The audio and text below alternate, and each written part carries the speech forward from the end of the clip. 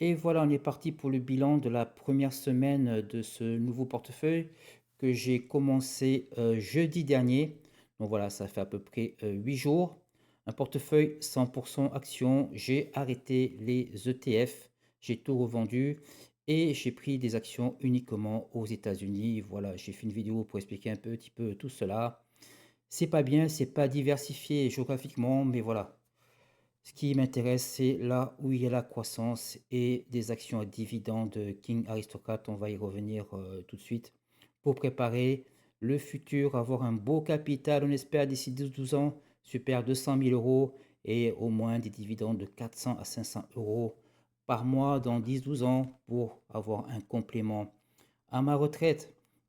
Alors j'ai choisi quatre actions et il y en a deux autres qui viendront d'ici peut-être un petit mois. Deux actions de croissance, ben, Microsoft, Amazon. Voilà, Amazon de la pure croissance, pas de dividende. Microsoft un petit dividende, pardon. Donc ce sont des sociétés qui bénéficient évidemment de toute la hype de l'IA.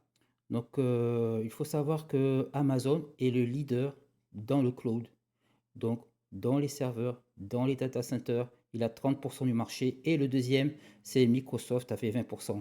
Donc, avec ces deux actions, je suis positionné sur 50% du cloud, donc indispensable à l'IA. Et en plus, ces deux sociétés, évidemment, ont leur business euh, standard, j'allais dire, leur business standard, entre guillemets.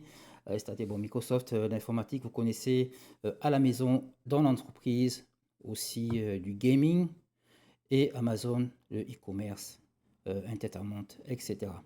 Donc je me dis, voilà, prenons des sociétés qui sont dans le top 10 du SP500 ou du Nasdaq, donc ben, les GAFAM, mais qui ne sont pas à 100% sur l'IA, qui, espérons, vont bénéficier de cette croissance sur ce secteur-là, mais de l'autre côté, si ça se passe mal, eh bien, un business un peu plus standard, là où ils sont leaders encore, évidemment.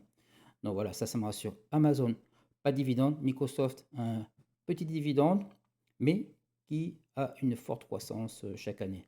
Et l'autre partie, deux actions, on va dire défensives, hors du secteur IA ou tech, et qui ont un bon dividende. Voilà, nous avons Johnson Johnson au niveau de l'industrie pharmaceutique, donc du coton-tige aux neurosciences. Donc c'est assez large, un très bon dividende. Une belle croissance, ça ressemble un peu, je dirais, dans l'histoire du croissance et dividende à Air Liquide. Voilà, pour comparer par rapport à une action française. Et Coca-Cola, bon, ben, vous savez ce que fait Coca-Cola, qui aussi offre un dividende qui est assez intéressant. Alors les deux sont des dividendes King, ça veut dire qu'il verse depuis minimum 50 ans sans interruption un dividende et qui augmente chaque année. C'est un gros gage de solidité, quoi. Vous connaissez peut-être aussi les dividendes aristocrates, c'est pareil, mais c'est pas 50 ans, c'est 25 ans.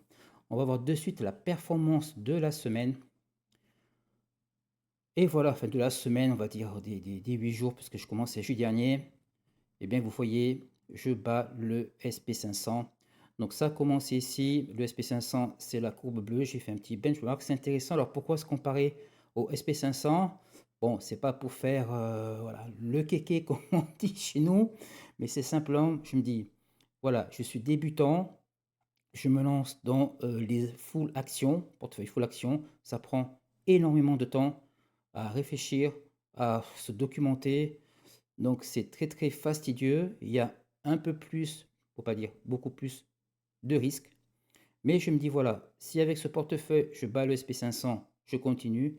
Si je ne bats pas le SP500, je vais arrêter de me casser la tête avec des actions et on va aller tout simplement sur un ETF SP500. Voilà. Si, c'est pour voir si ça vaut le coup en temps, en investissement. Après, j'avoue, là, ça m'intéresse, mais c'est vraiment chronophage, quoi. Donc, la performance depuis le début, donc 8 jours, eh bien, j'ai commencé en dessous du SP500, mais c'était les premiers achats. Ben, le temps de rattraper la petite perte à la commission sur Interbroker. J'ai aussi changé de broker, de courtier. parce que là, je me faisais éclater avec les frais. Interbroker, les frais sont vraiment très très bas, les commissions très très bas, et les frais de change très très très bas, puisqu'évidemment, moi j'ai des euros, mais j'achète des actions en dollars US. Donc au démarrage, un petit peu dans le rouge, vous voyez ici, puis on commence à monter, monter, puis bam, là on le dépasse un petit peu, et puis ben là quand même, ça c'était jeudi, on a mis pratiquement 2% au-dessus du SP500, donc j'étais assez content. Et puis, eh bien voilà, Donald est arrivé vendredi, taxe, enfin, peut-être taxe à partir du 1er novembre de 100% pour les produits chinois, et là c'est la dégringolade. Mais malgré ça, vous voyez que la chute est moins importante. Ça, c'est les deux actions qui sont plutôt défensives, qui vont ralentir la chute, et du coup, je reste au-dessus de SP500. Alors, je ne sais pas si ça va se prolonger, cette performance légèrement supérieure à SP500, mais voilà, j'aime bien avoir cet aspect où je suis la performance du SP500 qui, il faut l'avouer, sont quand même tirés par bah, les 10 premières sociétés, hein, qui représentent, je crois, 30 ou 40% du SP500. Voilà, donc quand cela fonctionne bien, ça marche bien. Quand ça chute, évidemment, bah, tout chute. Et cette partie défensive qui va ralentir, qui décorrélée de ces 10 sociétés qui n'est pas dans la tech, dans la consommation, dans la pharmacie, télécom, etc. Voilà, donc je suis assez satisfait pour cette première semaine. On va voir ce qui va se passer la semaine prochaine. Je suppose que ben, ça va faire un petit peu mal avec l'histoire de Trump. Mais bon, on l'a connu, je sais pas, 5 ou 6 fois cette année. Vous voyez qu'au final, j'ai une perte de 26 dollars. Si on revient sur les positions, voilà, j'ai Johnson Johnson qui est presque à 2,7%. Il me fait 10 dollars. Coca-Cola, voilà, un petit dollar en moins, même pas. Donc voilà, moyen, mais ça, on est là aussi pour le dividende. Microsoft, une perte, et par contre, Amazon, voilà, presque moins 3,7, ça fait quand même assez mal. On va voir rapidement une ou deux actions en détail pour montrer aussi comment fonctionne Interbroker. Il y a quand même des fonctionnalités vraiment très très intéressantes. Alors, on commence avec Johnson et Johnson dans le pharmaceutique. Regardez, je vous ai mis à peu près sur une dizaine d'années. Regardez cette belle moyenne mobile à 200. C'est juste pour vous montrer que c'est voilà, une tendance haussière sur 10 ans. Voilà, c'est ce qu'on aime. Comme je vous dis, ça fait penser un petit peu à Air Liquide. On va voir ces fondamentaux. Voilà, regardez sur ces thèmes d'investissement, les quatre principaux. Elle a quand même sur une année une performance sur ces deux premiers. Bon, le reste est un petit peu plus au ralenti. Ce qu'on va voir, c'est surtout les ratios par rapport au prix. Voilà, le PER à 22. Donc déjà, quand c'est au-dessus de 20, ça tape. Ce que j'aime bien sur Interbroker, c'est qu'on peut voir par rapport à ses concurrents, par rapport à ses pairs. Vous voyez, bon, dans le secteur pharmaceutique aux US, on est quand même assez haut. Donc finalement, du 22, c'est pas assez élevé, mais c'est pas, ça passe encore. Ça passe encore. On va voir un autre ratio qui complète celui-ci. C'est le price sur cash flow par action, évidemment. Là, on essaie d'être inférieur à 20, de préférence autour de 15. Et là, on est plutôt pas trop mal. Donc l'action n'est pas si chère que ça par rapport à ce qu'elle peut rapporter. Je vais vous montrer les analyses. Pardon, les analystes. Excusez-moi, les projections. Alors, 15 à l'achat, 12 à maintenir, c'est assez partagé, mais les projections sont quand même en moyenne à 185, on est peut-être un petit peu au-dessus, et avec une position élevée à 213, donc voilà, attention. Ce que j'aime bien ici dans Interactive Broker, je vais vous montrer, ce sont les rankings des gens qui proposent, qui font les notations, les analystes. Donc, regardez, si je fais ça, le 5 étoiles, David, est-ce que vous voyez là, sous le côté, le average return, c'est les gains qu'il a eu en retour sur ses analyses. Donc, c'est plutôt assez intéressant. Si vous cliquez, vous voyez tout ce qu'il a fait. Donc, voilà, ici, les projections au 213 bas 165, on est presque à la moyenne. Donc voilà, et comme je vous dis, c'est quand même une croissance pas ultra rapide, du 4-5%, un petit peu comme Air Liquide, et combiné avec un bon petit dividende. On va voir le dividende de suite. Où c'est qu'il est? Je suis perdu. Il est là. Voilà, un PER ratio de 53. Donc on essaie de rester quand même un petit peu en dessous de 70. Pratiquement 2,7%. 5 dollars à l'année, c'est versé chaque trimestre. Et on va voir au niveau des analyses, les forecasts, justement pour ce dividende-là. Voilà, le dividende par action, toujours à la hausse, comme je vous l'ai dit, et ça c'est très très très intéressant. C'est un dividende King, 50 ans, 50 ans de versement continu et en augmentation constante, comme vous voyez là, quoi.